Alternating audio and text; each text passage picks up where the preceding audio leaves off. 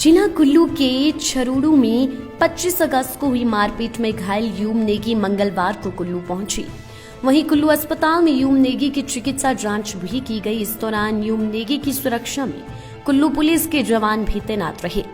कुल्लू अस्पताल में पत्रकारों से बात करते हुए काइस पंचायत की पूर्व में प्रधान रही यूम नेगी ने कहा कि 25 अगस्त को हुई मारपीट के बाद उनके पति परसराम नेगी की मौत हो गई है। यूम नेगी ने कहा कि इस पूरे मामले में आरोपी खीमीराम व उसके साथियों को कुल्लू पुलिस की टीम ने गिरफ्तार कर लिया है, लेकिन अभी भी उन्हें शक कि आरोपी के कुछ साथी उन्हें व उनके परिवार को नुकसान पहुंचा सकते हैं। यूम नेगी ने कहा कि उनके साथ जिस बुरी तरह से मारपीट की गई है उसके पूरे प्रदेश में लोगों के द्वारा निंदा की गई, जिसके लिए वह सभी लोगों का आभार व्यक्त करती है।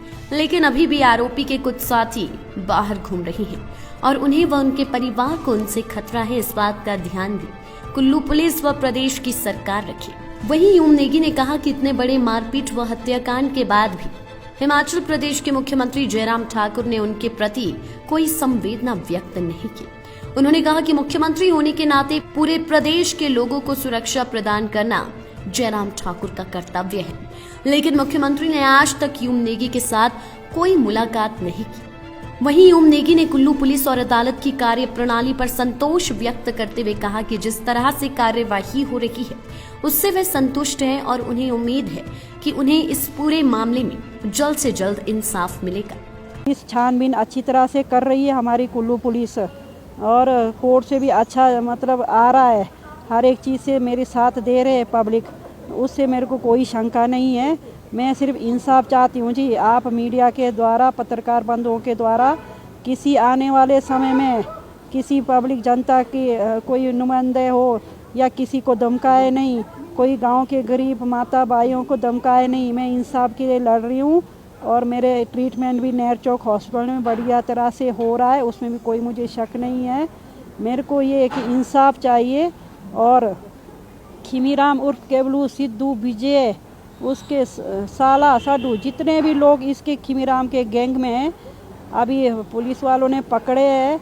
उसके अलावा मुझे शक है कुछ और गैंग इसके साथ है बाहर लोग। आने वाले भविष्य में मेरे बच्चों रविंदर नेगी व वीरेंद्र नेगी का मेरे सिवाय कोई सहारा नहीं है। मेरे परिवार से कोई भी छेड़खानी हो जाता है तो मैं यही समझूंगी कि खीमीराम उर्फ केवलू के ही लोग या साथी या रिश्तेदार उनका ही हाथ होगा।